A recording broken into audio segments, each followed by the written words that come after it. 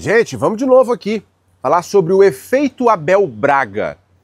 Quero falar sobre três coisas nesse vídeo. Esse efeito, essa esperança, esse fio de esperança para muitos colorados e coloradas com a chegada do Abel Braga para treinar o time do Inter em 2 jogos. Tá? Esse é um dos tópicos. O outro tópico é a dura verdade que a gente tem que falar aqui sobre o Inter de 2025 com a volta do Abel Braga. E isso se conecta com a frase dele, a frase sobre não jogar com camisa rosa, uma frase homofóbica. Mas, sobretudo, a gente vai falar sobre esse Inter do final de 2025, que tem chances, depende só dele, mas se a gente for olhar bem de perto, a coisa, né, tá muito baseada na mística. Bora falar sobre isso. Você deve estar ouvindo um barulho no fundo, eu estou perto de uma obra aqui, mas peço a tua compreensão aí. O Abel criou um efeito natural porque ele é o técnico campeão do mundo, um técnico que é incontestável para todos os colorados. Essa é a 8ª passagem do Abel pelo Beira-Rio. Então a história dele com o Inter não começou em 2006 e não terminou em 2020, quando ele foi demitido por essa diretoria, depois de perder o título do Brasileirão na última rodada.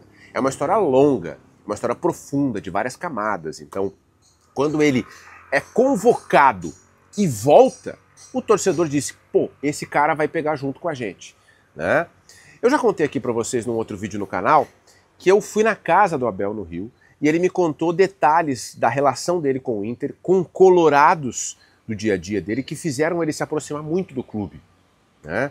E essa relação que ele tem com o clube, por exemplo, explica ele ter voltado para Porto Alegre sem receber um salário. O Abel disse que não queria receber salário do Inter para treinar o time contra o São Paulo e o Bragantino. Isso a CBF proíbe, então o Inter vai ter que dar um salário simbólico, mas olha isso, né? E o Abel também disse que em 2016, quando o Inter caiu, ele foi procurado e não quis treinar o Inter. Essa frase, ela tem 2 interpretações, como basicamente tudo na vida. A primeira interpretação que eu faço é a seguinte: em 16 ele não pegou e ficou se sentindo culpado, sendo que ele não tinha culpa nenhuma. Tá? E agora em 25, ele está pegando aqui as 2 interpretações, para tentar salvar, mas também para não ficar se sentindo culpado de ter dito não pela segunda vez numa temporada terrível. A temporada de 25 é muito parecida com a temporada de 2016. Eu fiz um vídeo aqui no canal falando sobre as impressionantes coincidências. O fato é que o Abel chega e cria uma mobilização na torcida. Se não fosse a contratação do Abel, a gente estaria numa semana de velório. Porque o Inter não teria forças de nenhum lugar para sair da situação que ele se colocou. Com o Abel existe um fio de esperança, que é baseado na figura dele, na mobilização.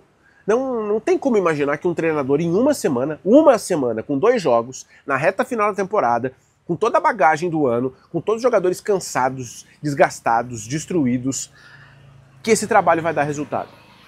É muito em cima da imagem dele. É muito em cima da mística de esperar algo diferente. Porque não é o Abel. Nenhum treinador seria capaz de fazer uma guinada nos 2 jogos finais da temporada, com o time na zona do rebaixamento, tomando mais de 50 gols. Só tem 10 vitórias na temporada. No Campeonato Brasileiro. Não tem como imaginar que um trabalho vai acontecer ali.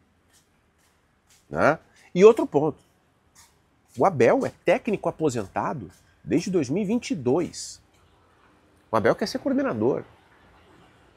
Então o Inter recorreu a um técnico aposentado. E quando eu falo isso, eu não estou sendo pejorativo com o Abel. É a condição dele, que ele escolheu e com toda razão. O Abel está com 76 anos. Pô, cara, deu, né? Então é só essa relação com o Inter e essa mística que mantém uma esperança. Porque se a gente for ver o time dentro de campo, não tem nada. O Inter, ainda pro jogo contra o São Paulo, pior do que não ter nada, o Inter tem uma série de desfalques. Né? O Inter tem uma série de problemas. Não tem o Carboneiro, não tem o Luiz Otávio, né? Então o ataque já não faz gols, está desfalcado de um dos principais jogadores. O meio-campo está desfalcado de um guri que poderia dar vitalidade. A defesa tem 2 laterais que são insuficientes. O goleiro do Inter voltou e não está em condições de jogar, mas tem que jogar porque os outros 3 também estão lesionados. O cenário é terrível. E o impacto das primeiras horas, aliás, por falar em horas, né? eu tô na Tailândia, então eu tô 10 horas à frente do horário do Brasil, tá? E aí eu tava em deslocamento, antes eu tava no Vietnã, aí vim pra Tailândia, não consegui gravar vídeo, por isso que eu tô gravando o vídeo só agora. O efeito das primeiras horas, ele foi muito forte, porque o torcedor do Inter estava muito carente, estava muito desesperado, desesperançoso, né? E aí vem um cara com a identificação do Abel, criando uma mobilização, o torcedor vem junto. Só que aí entra um ponto. Na entrevista do Abel, ele dá a frase que o time não pode jogar de camisa rosa porque isso é coisa de viado. Essa frase me chama a atenção, porque o Abel já usou rosa em diversas vezes. Se a gente for pegar literalmente a frase, né? Pela análise literal da frase. Aí depois eu vi um trecho em que o Luiz Carlos Reck dá a oportunidade para ele, o Reck e o Abel têm uma relação de muitos anos, o Reck diz, tu te expressou mal e tal, e o Abel fala, eu tenho que descontrair o vestiário. Olha, me dói muito ter que dizer isso aqui, tá? E eu vou explicar por que me dói muito. Por quê? O Ramon Dias, na comparação com o Abel, ele tem um histórico de declarações machistas. O Abel ele não tem esse histórico de uma declaração preconceituosa. Alguém do outro lado deve estar, nesse momento do vídeo, dizendo, puta que pariu, de novo esse assunto, por que o Jeremias está falando disso? Gente, eu não posso me omitir. Eu preciso ser coerente. Eu fiz um vídeo aqui no canal falando sobre a declaração machista do Ramon Dias. E falando que ele era um técnico retrógrado como técnico e como ser humano. E por isso que eu digo que me dói falar isso sobre o Abel. Porque os relatos que eu tenho do Abel são contrários. De que ele não é um cara retrógrado. De que ele é um cara que se dá bem com todo mundo. Só que a frase dele é mais uma frase que puxa antipatia para o ambiente do Inter, que não é coerente com o histórico dele, né, como indivíduo, como cidadão, e ao mesmo tempo nos mostra, essa é uma dura realidade do Inter de 25. O Inter em 2025 contratou um técnico retrógrado, que fez uma das piores campanhas à frente de um time de Porto Alegre, né, somando o Grêmio e Inter aí. Né? Ramon Dias, a passagem dele pelo Inter foi terrível. Então, o Inter contratou um técnico retrógrado, que piorou a campanha, e buscou um técnico que tem 76 anos, que foi forjado num outro mundo. Então a dura realidade do Inter o Inter está buscando no passado uma solução para o futuro. Eu poderia citar aqui o Cazuza, né, um museu de grandes novidades. E de novo, quando eu falo isso, eu não estou diminuindo o Abel. Eu estou dizendo que em pleno 2025, faltando 2 rodadas, o Inter está num nível tão grande de desespero que foi recorrer a um técnico que já disse eu não quero mais treinar. E que só pegou o clube porque tem uma relação com o clube. E que tem uma semana para conseguir fazer alguma coisa com um time que está com um pé na Série B.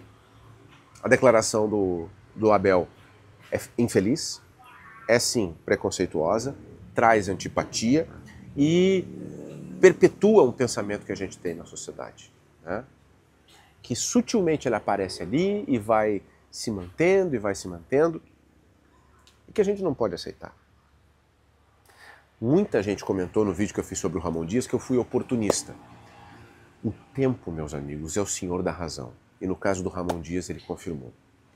O Abel se manifestou nas redes sociais dizendo que foi infeliz na escolha de palavras e tal. E foi.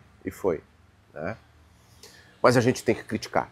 Porque se a gente não falar, as coisas não vão ser observadas. Se a gente não falar, a gente não reflete. Né? Então é isso. O efeito Abel Braga é muito baseado na figura dele. A mesma figura que deu essa declaração. Tá bom? É isso, meus amigos. Estou diretamente de Koh Tao, que é uma ilha na Tailândia. E vamos nos falando nas próximas horas, ok? Comenta aí embaixo sobre Abel Braga, o efeito Abel Braga. Deixa o teu comentário aqui embaixo. O Abel vai salvar o Inter do rebaixamento? Quero saber a tua opinião. A minha opinião eu dou no próximo vídeo. Um abraço, até mais, gente. Tchau.